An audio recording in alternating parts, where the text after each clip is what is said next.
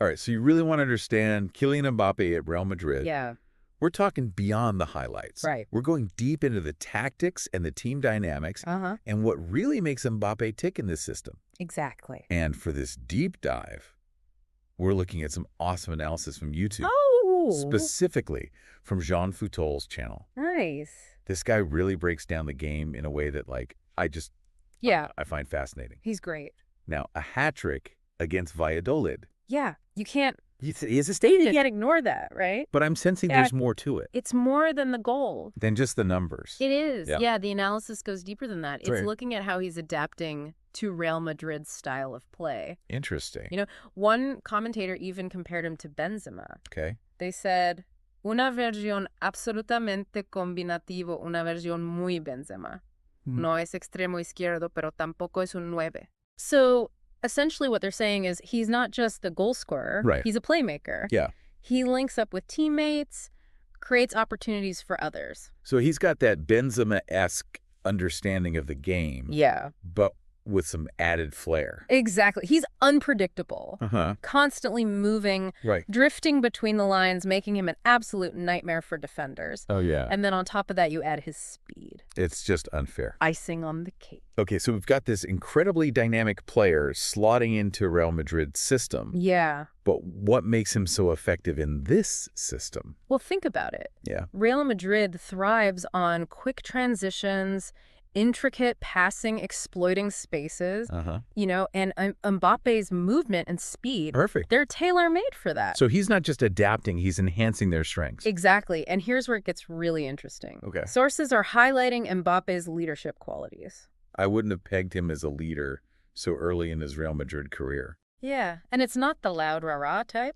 So what's he doing differently? It's more about his attitude and work ethic. Okay. One commentator even pointed out, no estás por encima del Madrid, y eso creo que lo ha entendido bien, que llega a un club en el que había ganado todo antes que él no iba, que por su llegada no iba a cambiar las cosas. Wow. So basically, he's humble.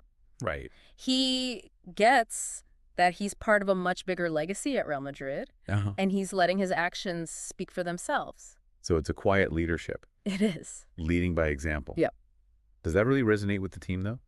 It seems to be. Okay. Think about it. When your star player is putting in the work, showing respect for the club's history, it sets a powerful tone for everyone else. Right. You know? Okay, let's break down that Valladolid match a bit further. Sure. Real Madrid dominated, the scoreline was comfortable. But were there any tactical wrinkles worth noting? Actually, yeah. Okay. While the scoreline was comfortable, Valladolid put up some early resistance. Oh, interesting. And Ancelotti made a clever adjustment, switching Ceballos and Valverde's positions. What did that achieve tactically? Well, essentially, it gave Real Madrid more control in midfield. Okay. Valverde, known for his attacking prowess, had more freedom to push forward, while Ceballos provided defensive cover. I see. One commentator even mentioned Ancelotti putting Asensio at right back. Oh, wow. He said, ha puesto Asensio la de lateral derecho.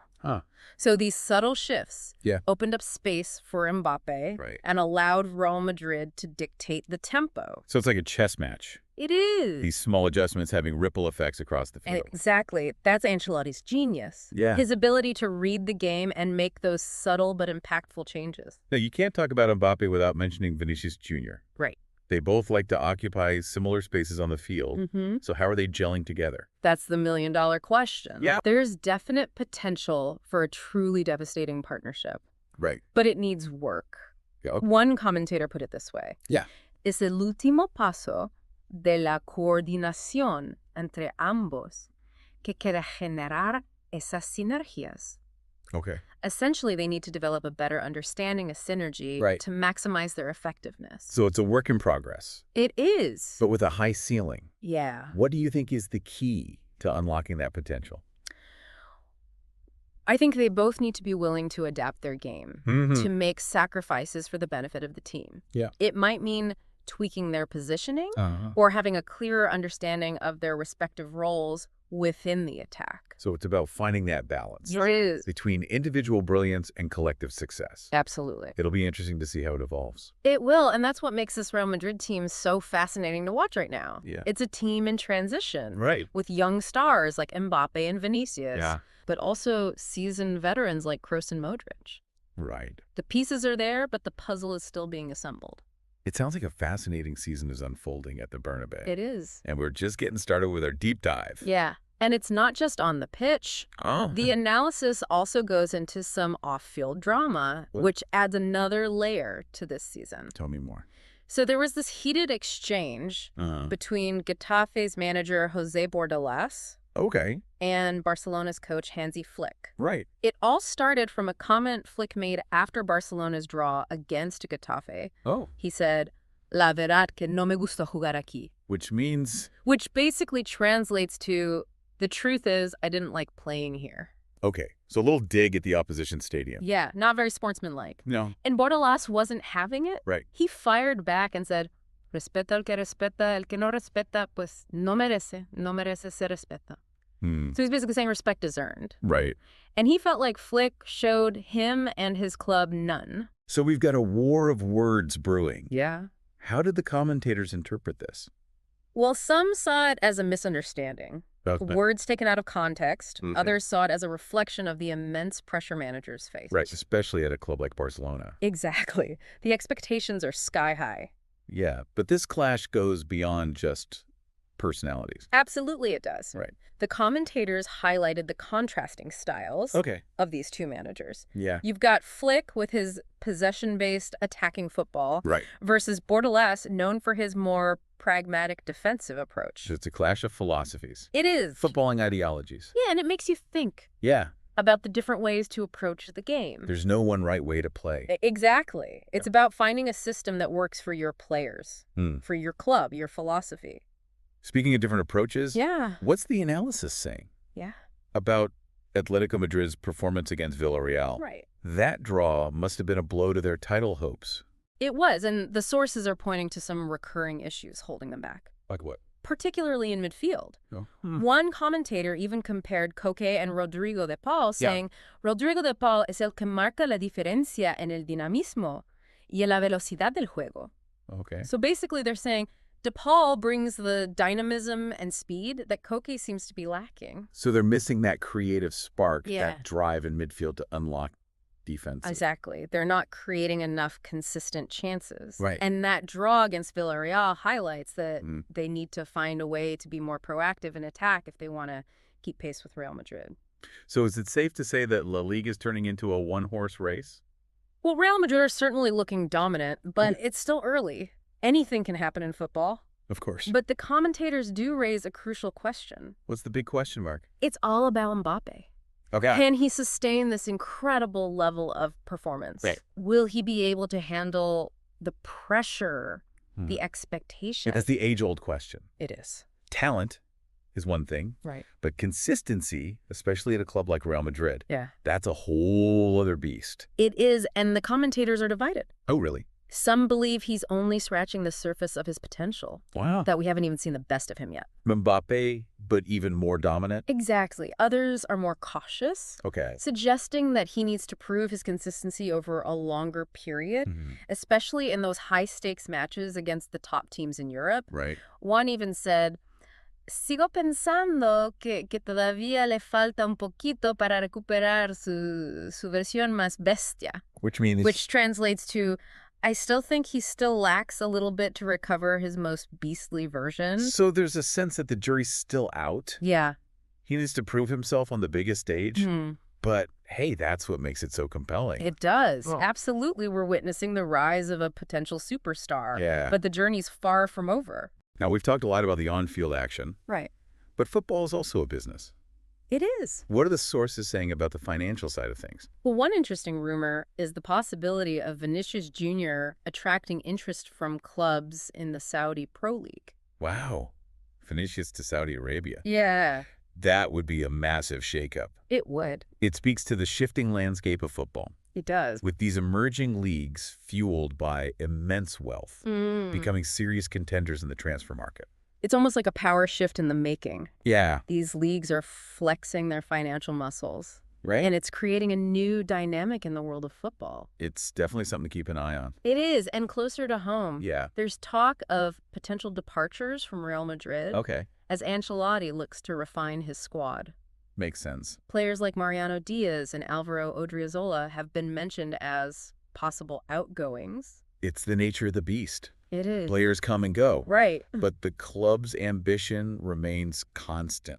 And that's what makes Real Madrid such a fascinating institution. They have this history of success. Right. A relentless pursuit of trophies. Yeah. And an unwavering belief in their own ability. And with Mbappé leading the charge, it seems like they're in a good position. They are. To add to that trophy cabinet this season. But the journey's far from over. True. There are challenges ahead. Yeah. Rivals to overcome. Right. And a sense that the most exciting chapters are yet to be written. Well, let's not forget about the other stars who are making La Liga so captivating this season. Exactly. Who are some of the standout performers? Well, Robert Lewandowski's name comes up a lot. Of course, Lewandowski, a goal-scoring machine. He is, even though his team's going through a bit of a rough patch. Yeah, but he just keeps finding the back of the net. It does.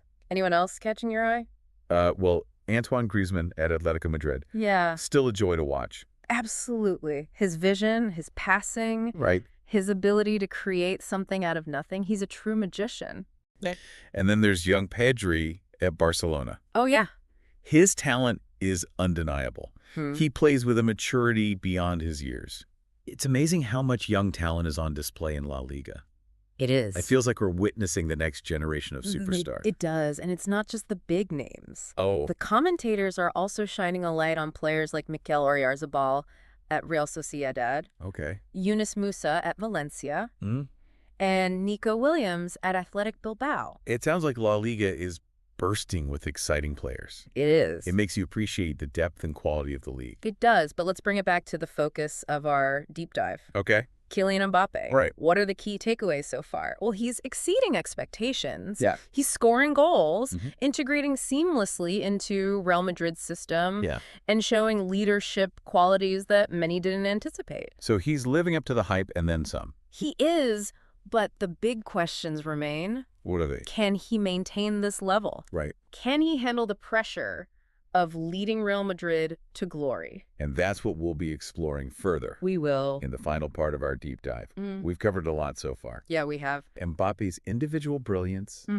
his evolving partnership with Vinicius, right, and the tactical nuances at play. It's fascinating. But how does it all come together? Well, the commentators are really interested in the tactical challenge facing Ancelotti. Which is? How to get the best out of both Mbappe and Vinicius. Yeah, because they both like to operate in similar areas of the pitch. Exactly. So how do you fit two dynamic attacking players like that into the same system without them stepping on each other's toes? Yeah, that's a tough one. It is.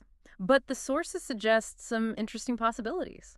Like what? One commentator proposed that we might see Vinicius move into a more central role. Okay. Almost like a second striker or an attacking midfielder. Yeah. While Mbappe stays wide on the left. So a bit of a role reversal. Yeah. Vinicius pulling the strings from the middle. Mbappe using his pace to exploit the space out wide. Exactly. It could create a really dynamic attacking duo. I mean, imagine that Vinicius, with his dribbling skills and passing range, drawing defenders in. Yeah. Then slipping a through ball to Mbappe, making a run in behind the defense. Goals galore. It'll be interesting to see if Ancelotti experiments with that. It will. And we can't forget about the supporting cast. Of course. The commentators emphasize Kroos, Modric, Casemiro. Right. They're vital for creating the platform for Mbappe and Vinicius to thrive. Yeah. They're the experienced heads. The calming influence in midfield. Exactly. They bring balance, tactical intelligence, and a winning mentality. So important for a team with such young stars. It is. Okay, let's talk big picture. Right.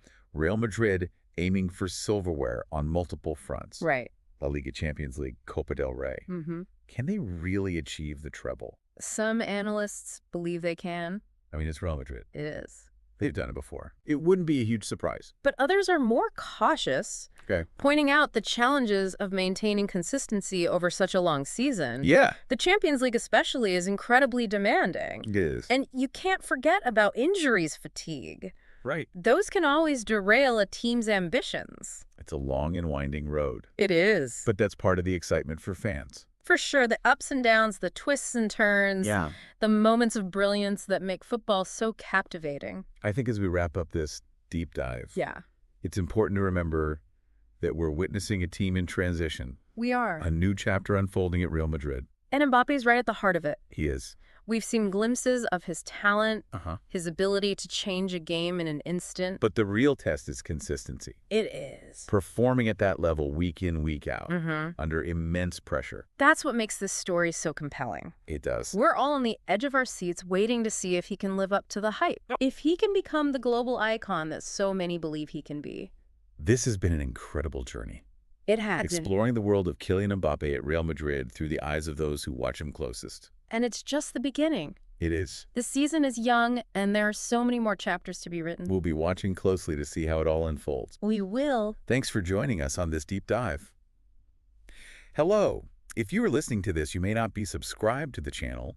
Activate the bell so that they will notify you when there's a new story, and share it with the people you want.